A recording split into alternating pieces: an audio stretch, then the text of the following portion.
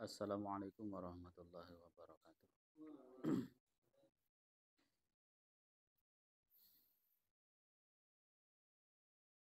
Bismillah, alhamdulillah, wassalatu wassalamu ala rasulillah wa ala alihi wa sahbihi wa mawala. La hawla wa la quwata illa billah, amma ba'd. Ya ayuhal hadirun rahimakumullah. Ada peserta kajian yang dirahmati Allah. Jadi terlebih dahulu kita manjatkan puja dan puji syukur kehadirat Allah Subhanahu wa taala biqaulina alhamdulillahirabbil alamin. Yang mana kita masih dipertemukan oleh Allah untuk mengkaji tentang Islam.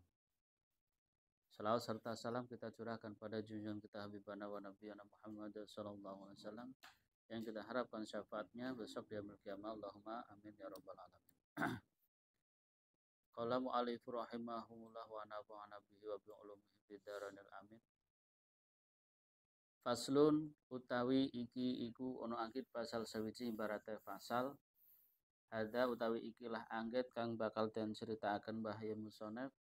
Kados pundi pangendikanipun Mbahya Musonef faslun ono angget pasal sawiji. Ibarate fasal yajibu wajib. Apa yang diwajibkan ala kulli mukallafin ngatas saben-saben wong mukallaf. Ada apa sing diwajibaken niku ada ujame ima nekani sekabehane barang. Aujabahu kang majibaken kang majibaken ing mak sapa Allahu Gusti Allah ing alaihi ngatasé wong mukallaf kabeh. Jadi sesuatu yang sudah diwajibkan oleh Allah kepada manusia yang sudah balik, maka di situ kena hukum ya, wajib untuk melaksanakan. Wajib alaihi antase mukallaf opo ayu adiyahu yento nekani sapa mukallaf ing barang ngalamang ngatasé barang amarahu kang wis dawuh sapa Allah kang wis dawuh ing wong sapa Allahu Gusti Allah bihi kelawan ma. Jadi kalau Allah memerintahkan maka harus dilakukan bagi setiap individu yang sifatnya sudah kena hukum, ya. Sudah mukallaf, sudah balik gitu, maka sudah kena hukum. Ketika tidak dijalankan maka hukumnya dosa. Contoh perintah untuk dakwah, itu perintah apa bukan? Perintah dakwah diperintahkan oleh Allah agar supaya mendakwahkan, mengajak, memberitahu terhadap orang-orang tentang Islam. Yang mana kebanyakan orang sekarang itu paham tentang Islam itu tidak seluruh. Hanya yang penting tentang sholat, puasa, terus zakat, haji. Ya. Bahkan tentang haji pun kadang-kadang orang itu tidak memahami apakah ini secara hukum diperbolehkan atau tidak. Itu kan dalam hajinya, ya kan? Coba kalau haji istilah berangkat dulu, bayar nanti belakangan. Kira-kira itu gimana? Boleh apa enggak? Nah, itu kan harus dipahamkan. Itu tentang haji. Makanya kalau Islam itu dijalankan dengan sungguh-sungguh, ya, seluruhnya itu menggunakan Islam, sebenarnya tidak sampai ribet seperti halnya yang terjadi sekarang ini. Antri sampai 20 tahun, sampai 30 tahun. Sampai enteng nyawanya betul. Lah kalau yang sekarang usianya udah 50 tahun kayak Pak Nanang itu. Kira-kira nanti 30 tahun kemudian wis ketar-ketir arep nggo daftar haji pokoknya tekan kan. Iya. Kok begitu pengen berangkat sih diiming-iming maning kudu ana 280. Nah, itu bersyarat. Kenapa ada istilah VIP? Kenapa ada istilah haji plus ya? Padahal langkana yo padha bae sing dilakoni pada wukuf, tawaf, sa'i dan selain sebagainya. Sama yang dilakukan.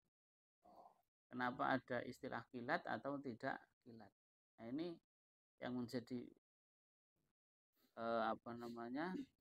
masalah sebenarnya dalam ibadah, terutama dalam haji. Kalau sholat itu tidak ada istilah ngantri. Jenengan daftar sholat, engkau sholatnya tahun 2030 itu enggak ada. Oke, aku sih arep niati sholat, yo mangkat bae meng masjid atau mangkat meng mushola atau sholat dewekan, langsung dadi sholat. Orang anak gelar pak sholat, bu sholat, itu biasanya orang anak mas sholat. Iya, orang anak kayak wong haji kenapa ada gelar wis kiai haji dah. Agar kiai orang haji orang mantap, wis kiai haji. Nah, jadi karena adanya sesuatu yang tidak sesuai dengan perintah Allah, sehingga di dalamnya itu justru akan rusak. Perintah Allah itu kan dalam haji itu kan perintahnya apa? Manis tato ilaihi sabila. Tidak ada istilah utang. War haji utang disit, nyicil 10 tahun nembe lunas. Itu haji, enggak ada. Karena perintahnya itu manis tato ilaihi sabilan, itu dalam haji. Khusus dalam haji. Kalau yang lainnya itu kan tidak. Orang sholat tidak ada ngonteni sugih. Konek aku wis duwe pajero nembe arep nglakoni sholat, itu enggak ada. Iya, arep melarat, arep sugih, arep ora sedeng-sedeng bae wonge, ya tetap yang namanya sholat itu kewajiban karena itu merupakan perintah. Sapa wonge sing meninggalkan perintah, maka dia itu akan diberikan siksa.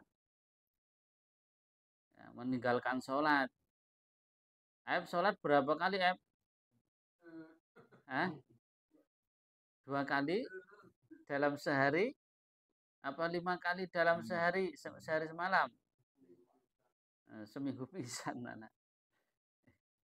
Jadi sholat ya harus komplit itu.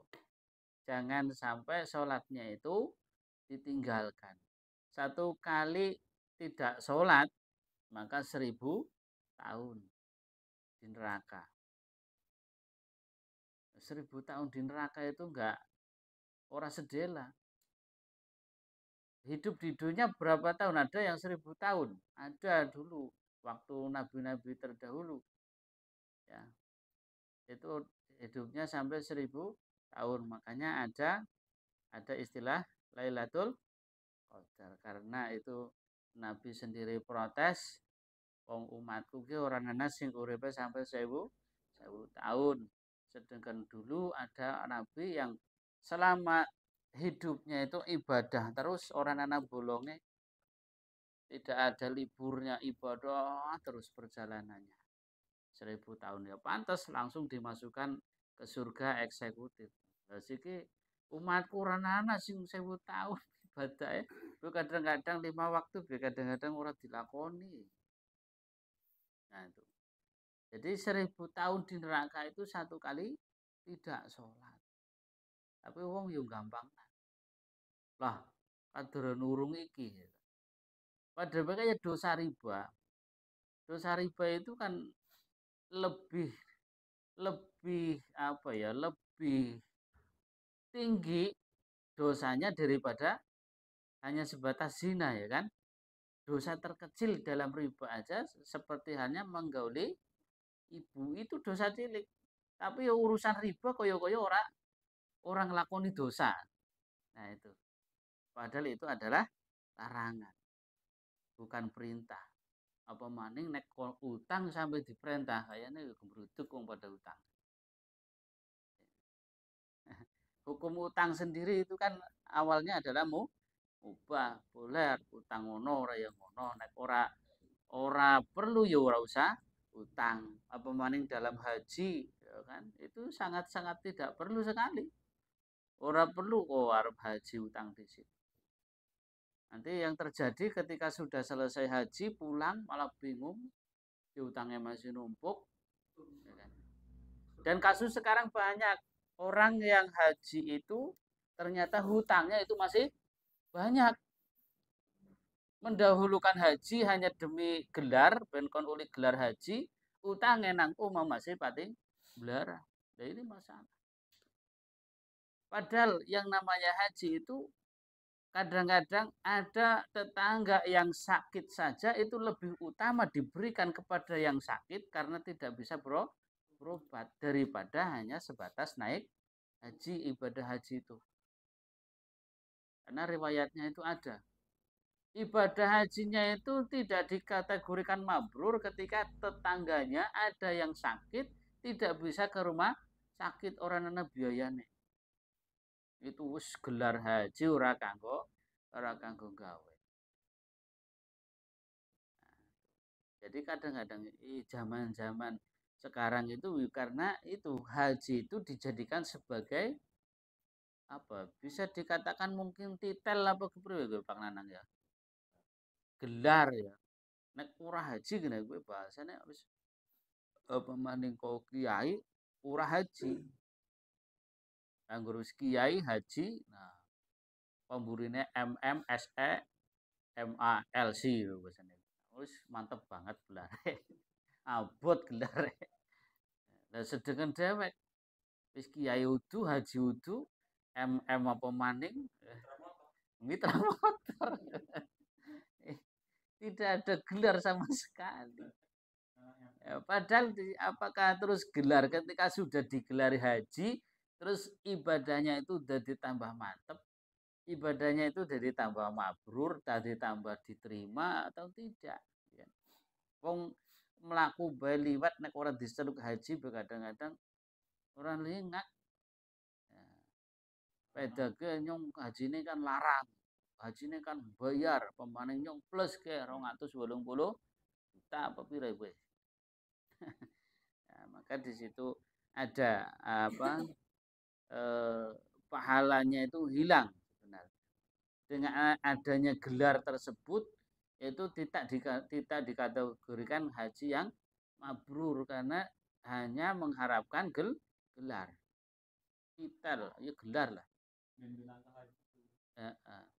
Dulu nggak ada haji, betul, nggak ada Nabiullah Adam alaihi salam itu digelari sebagai haji sampai akhir zaman akhir nabi itu kenabian orang anak kanjeng nabi Kiai Haji Muhammad Shallallahu Alaihi Wasallam itu enggak ada.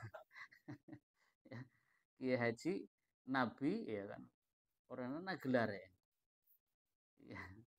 Justru gelar haji itu sebenarnya dari zaman kolonial itu dari zaman Belanda untuk menandakan bahwa orang ini sudah pergi haji nanti ilmunya tambah kaitannya dengan Islam ini diawasi. Itu sebenarnya gelar haji itu bukan gelar haji itu merupakan gelar keistimewaan sebenarnya, tapi malah justru ditandai dulu awalnya itu dari kolonial itu. Ditandai dengan gelar haji. Itu orang sudah haji, sudah apa namanya lebih paham tentang Islam. Karena dulu itu ketika haji di sana itu terus belajar tentang Islam. Kayak Syekh Nawawi Al-Bantani itu kan beberapa kali pergi haji, pulang itu menyampaikan ilmunya, datang lagi haji, pulang menyampaikan ilmunya, bekal yang dibawa sama dengan kayak Mbah Yai Hasyim Asy'ari itu juga pergi haji itu dan waktunya itu enggak sebentar. Dulu itu haji paling lama, paling paling sebentar, paling sedikit itu masanya berapa? 40 hari.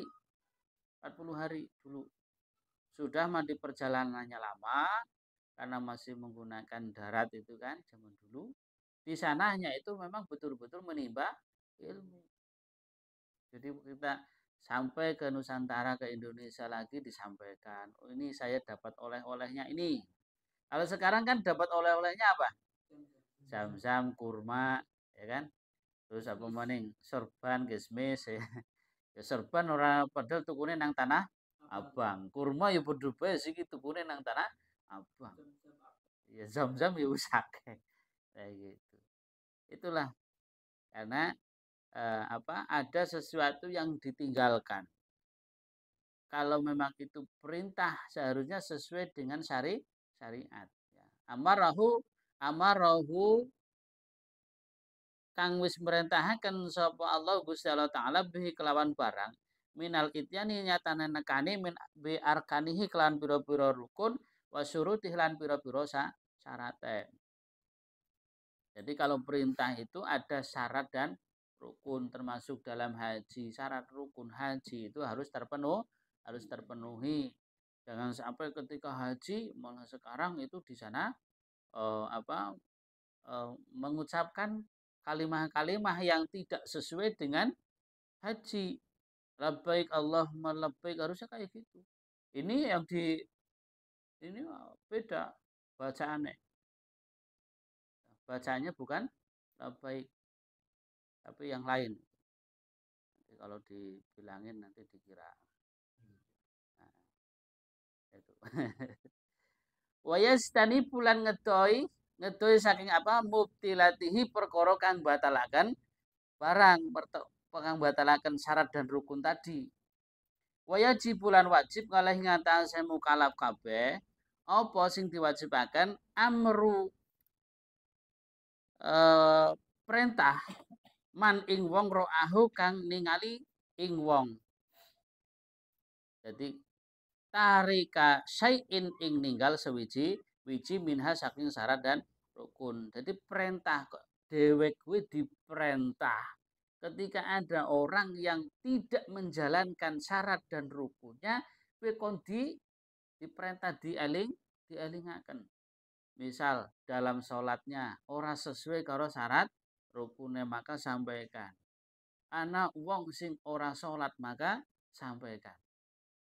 Jenengan muslim Kang, muslim. Sholat ora. Nah, itu harus disampaikan. Kalau tidak sholat maka jenengan itu kemarin Pak Nanang itu ekstrim kan, sampai dibunuh. Lu kalau si sholat dibunuh, pembunuhan tidak, ya kan? Tapi sejatinya Islam itu bukan keras, Islam itu tegas. Islam itu dikatakan rahmatan lil alamin karena ketika ada yang zalim terhadap diri sendiri ataupun terhadap orang lain itu dihukumi oleh Islam. Dihukumi dengan cara yang tegas. Jangan tidak sehari ini tidak makan dan minum itu dihukumi. Loh bagi orang yang kaya bagaimana? Tanggone kaya raya, gula sebating bularah gitu kan sampai dipangani apa kayak kutu sampai dipangani kutu hilang kutunya apa berasa hilang nang kutu padahal tanggane gue ono sing orang liwet orang madang orang apa ndak gue nah, Islam itu perkara dari perkara yang sederhana sampai perkara yang berat ya.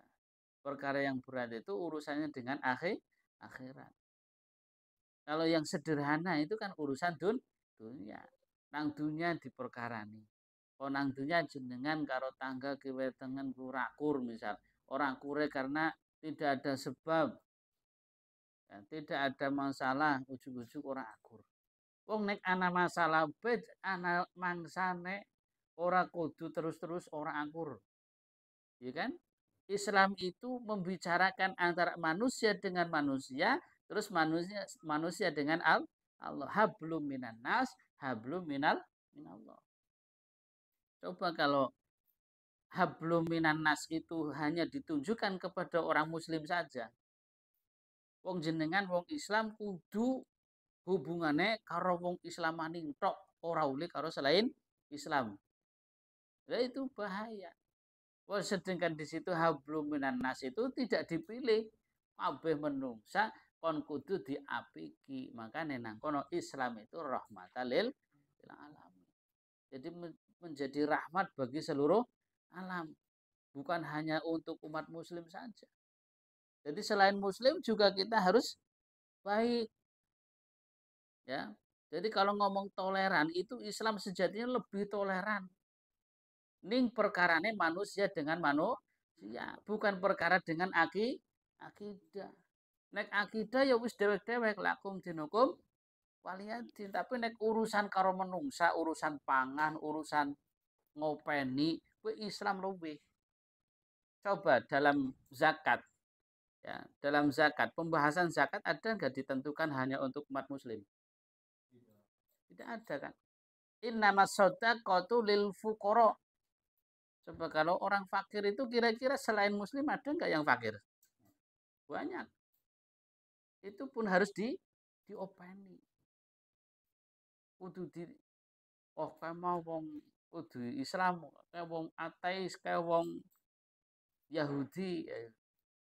Itu tetap kalau itu memang sudah memang harus diberi ya kudu diberi. Walaupun itu orang Yahudi sekarang penjahat sekalipun, yo Israel laknatullah sekalipun, nek wis kojot-kojot arep mati yo kudu di openi. Ojo wis mati wah ki wong Israel kuwi blesek nang gawe. Ora oleh kowe. Kudu diopeni yo. Kecuali nek esi sehat dalam posisi pondok-pondok sehat lagi perang lho dipateni itu orang masalah. Ojo duh melasi nyuwat nembak kan kok. Iya enggak. Wis nyerah wis ora ulih gue nek Islam itu kan. Saya sudah menyatakan saya itu nyerah.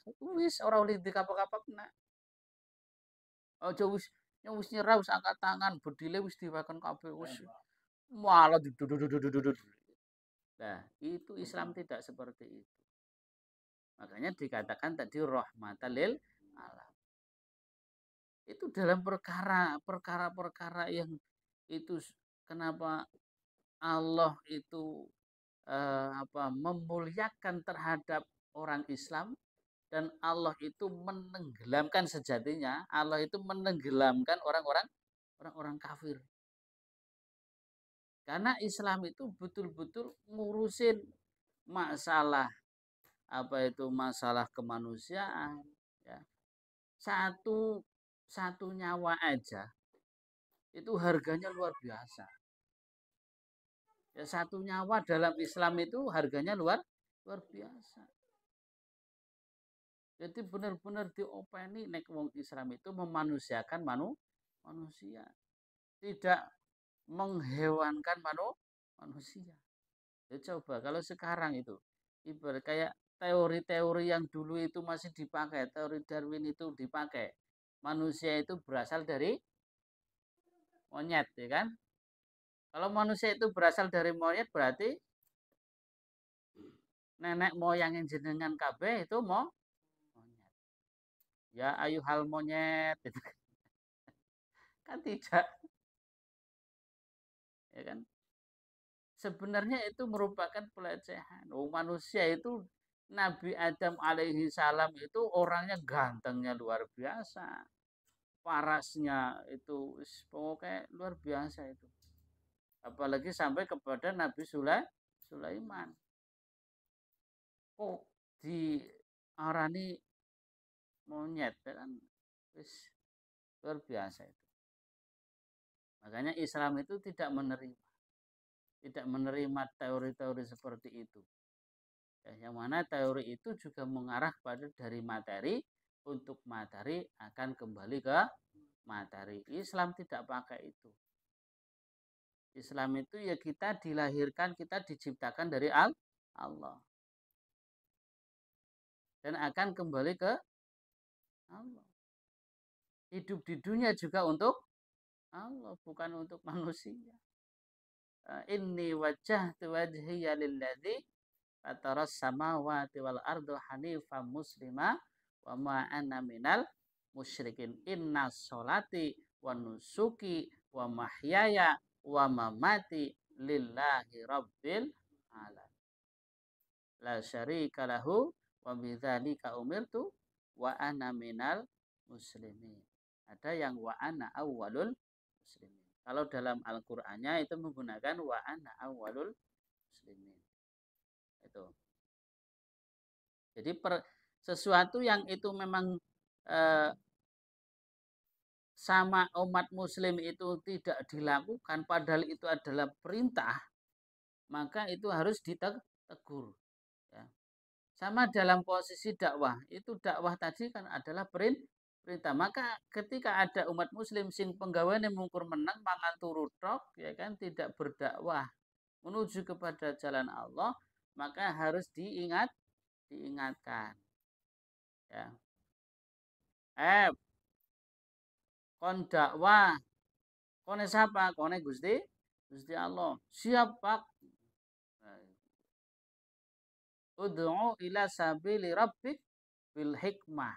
Kita itu diperintahkan untuk mengajak ya, kepada manusia ila sabili rabbik, untuk kembali kepada jalan Allah bil hikmah, dengan cara yang lembut, ya kan? Dengan cara yang haris, ya, dengan cara yang memang itu apa ya? Jadi tidak ada terjadi saling ngejek mengejek, itu enggak ada. Makanya Rasul saja memberikan contoh di situ, ketika dakwah diejek itu tidak masalah, ya kan? Dakwah Rasul ngajak diarani orang gila, Rasul ngajak diarani ahli sihir, tukang tipu, ya, dan lain sebagainya. Itu diam aja, karena belum menyangkut tentang akidah. Nek wis ngomong akidah, nah baru itu angkat. Nek memang kudu diperangi ya perang, tidak mundur. Oh, yuk pada perang. Begitu terjadi ada peperangan, mundur di situ, itu enggak boleh. Iya. Umat muslim itu orang yang punya sifat, punya karakter, tidak takut mati. Musuh tidak dicari, tapi ketika ada musuh tidak lari. Iku di musuhku orang itu boleh ribut banget, begitu anak genyong musuhmu, wah pirit langsung mati. Nah, kau bayang anak kau wis ngaju, nah, enggak boleh. Umat muslim itu tidak di apa ya, tidak diajarkan seperti itu. Kalau kita ada musuh maka tidak boleh lari, tapi jangan mencari musuh. Itulah. Jadi carilah sebanyak mungkin sebagai teman kerabat kita, walaupun itu apa namanya bukan sesama Muslim, misal tadi, karena itu orang-orang Yahudi, ya, itu pun tetap harus kita baiki, ya kan, kita baik dengan mereka, adab ansor dengan mereka.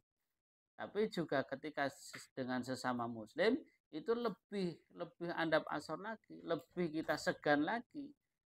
Jangan sampai ketika dengan sesama Muslim malah angas, kalau orang Yahudi, kalau orang kafir malah lemah lembut.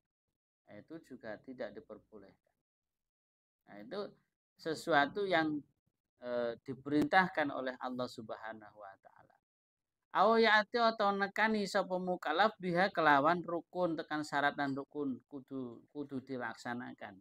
Syarat dan rukunnya itu harus terpenuhi dalam ibadah apapun. Ya, dalam sholat, dalam termasuk kita melakukan apa namanya itu syahadat, itu juga betul-betul dengan bukan hanya dengan ucapan saja, tapi antara pikiran, perasaan itu juga harus bersatu dalam syahadat. Nah, syahadatain itu bukan sesuatu yang dipermainkan, ya kan? Siki nyongtek syahadat ben kon viral, berarti aku mlebu Islam. Kan viral. Begitu wis viral, mentu maning saka Islam dadi wong Yahudi maning, dadi wong Kristen maning misal. Nah, itu nggak boleh, berarti syahadatnya itu menjadi dipermainkan. Padahal syahadat itu hal yang sangat sakral, yang bisa mengakibatkan manusia itu untuk menuju kepada surganya Allah Subhanahu wa taala. Auyati tadi tak ulangi. Auyati otonakani sapa si wong, sapa mukallaf biha kelawan syarat dan rukun ngalah gori wajia ing atase liyane dalane syarat dan rukun. Wajib bulan wajib ngalih ngatasé mukallaf apa kohruhu, sengit. Sengit ing sesuatu tadi yang tidak sesuai dengan syarat dan rukun, maka harus dihindari. Aja terus malah syarat dan rukunnya orang sesuai, malah disenangi sekalian. Nah, itu kadang-kadang terjadi seperti itu. Ngala zalika ngetase mengkono-mengkono eh, nekani in qadara lamun kuasa sapa mukallaf ngalehi ngatasé barang wa ilala lamun ora kuasa kaya jibu mongko wajib ngalehi ngatasé mukallaf apa al inkaru ngingkari ya.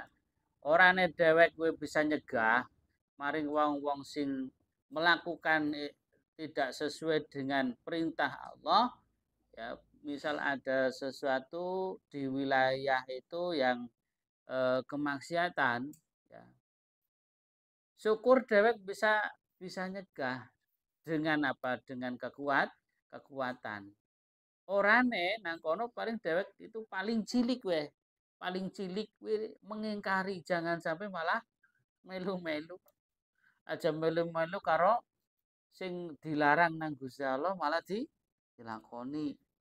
Contoh kayak ziki yang tidak kerasa dan banyak korbannya itu kan kayak nyelot ya kan, judi online. Itu banyak kejadian dan korbannya itu bukan sedikit dari kalangan pejabat sampai kalangan masyarakat ya. Dari kalangan tingkat tinggi mungkin di paling tertinggi di dalam kepemerintahan sampai kepada paling rendah dalam kepemerintahan. Itu banyak yang melakukan hal itu. Bahkan itu kemarin itu ada saya di share video itu ada yang gantung diri gara-gara slot banyak hutangnya. Hutangnya di mana-mana. Padahal usia masih belasan tahun itu. Ya kurang lebih SMP apa SMA gitu lah. Terus wong sing jenengane judi kayak gitu sehari semalam kadang-kadang bisa sampai ratusan juta mungkin kayak gitu. Semalam gue. Ketika pertama pasang mungkin menang wis menang langsung nang bandar iki wong wis akeh iki pitet betet langsung rumah didol mobil didol. Bahkan saya tadi juga ada kasus orang dandan motor itu ini gara-gara wong nyelot jadi motornya didol murah. Motornya didol Kawasaki apa sih yang kayak CB kayak CB Kawasaki tapi sing patok kayak bunter-bunter berarti gue kan itu apa pada kayak KPCX ya apa maksudnya regane kan sekelas apa kayak sing tapi gue didol murah gara-gara kalah slot terus pusing nah itu kan jadi banyak kasus lah karena memang itu tidak sesuatu yang sudah dilarang sama Allah kok dilakukan sama manusia itu madorotnya itu terhadap diri sendiri ataupun terhadap orang lain juga sama. Ini yang dinamakan dengan zalim terhadap diri sendiri dan zalim terhadap orang lain juga. Ini dan itu dibiarkan begitu saja. Jadi kalau dalam Islam kan sudah dibahas perkara yang merugikan diri sendiri atau apalagi terhadap orang lain itu di dalam Islam dihukumnya apa? Haram. Haram untuk dilakukan. Jadi kalau tidak ada perintah dari Allah maka tidak boleh untuk melakukannya.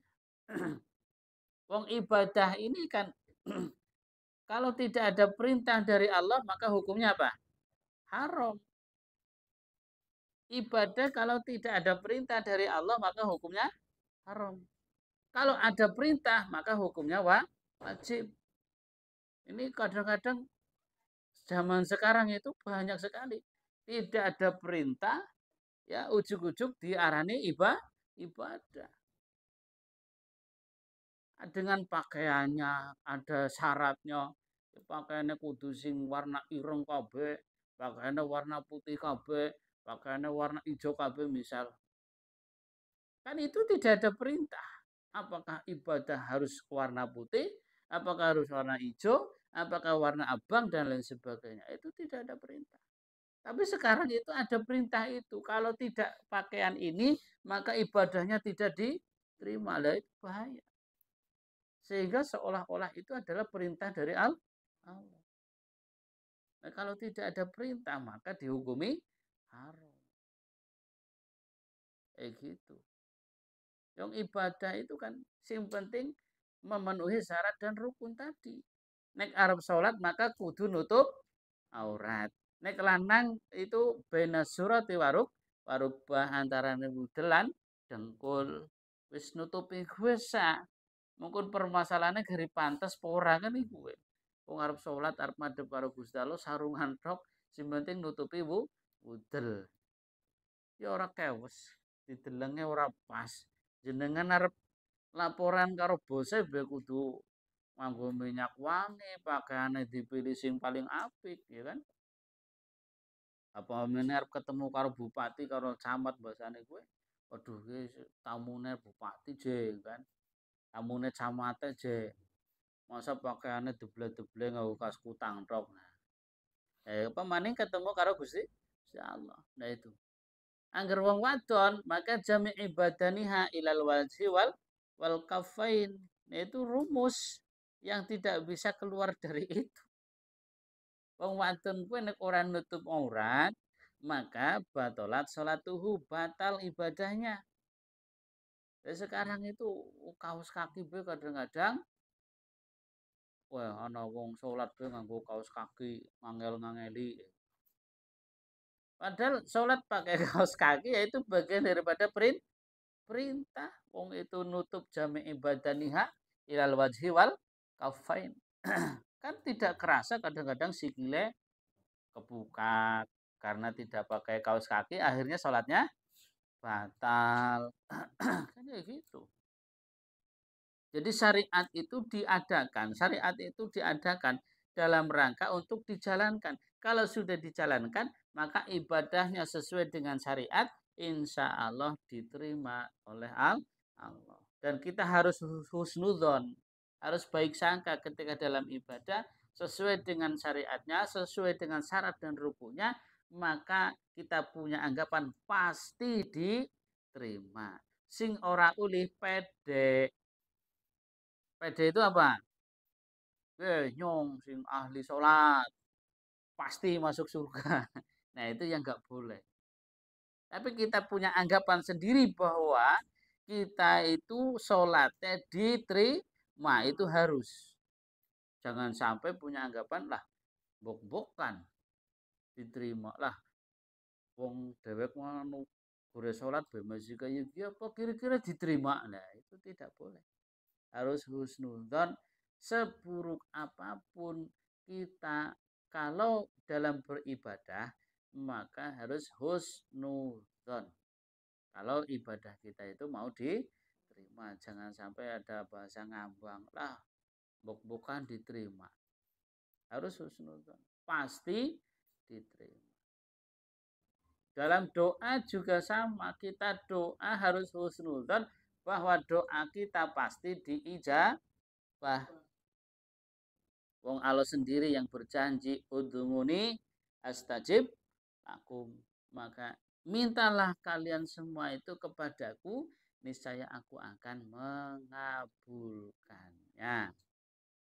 Jaluk doa sing apik-apik ya kan, itu dipanjatkan kepada Allah. Pasti Allah akan mengabulkan. Orangnya dikabulkan nang dunia, nanti di akhirat pasti dikabulkan. Jadi ketemu karo Gusti Allah.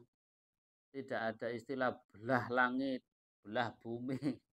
Pengen ketemu karo Gusti Allah untuk bedah langit itu enggak ada. Ya. Ketemu karo Gusti Allah kuwi ngesuk nek mlebu surga. Nang surga nang Gusti Allah nembe menungsa kuwi bisa ketemu. Nek nang neraka yo bakalan ketemu karo Gusti Allah. Syarat untuk bisa ketemu karo Gusti Allah kelas menungsa biasa kowe kudu mati di disit. Menungsa biasa ya. Ini digaris bawahi. Oh, ana kowe ono syaratnya kudu mati disit. Nyatane ana nabi sing belum meninggal sudah ketemu dengan Allah. Nah, kan beda ceritane. Kanjeng Nabi yuk ketemu karo Gusti Allah orang ninggal disit dengan adanya Isra Mi'raj. Kan langsung dipanggil nang Gusti Allah. Ini khusus, tapi bagi manusia biasa kelas DWKB itu kesuk nek ketemu karo Gusti Allah kan posisi wis ninggal itu nanti di surga ketemu karo Gusti Allah. Ngaten. Ada yang bertanya? Mulai sesi pertanyaan.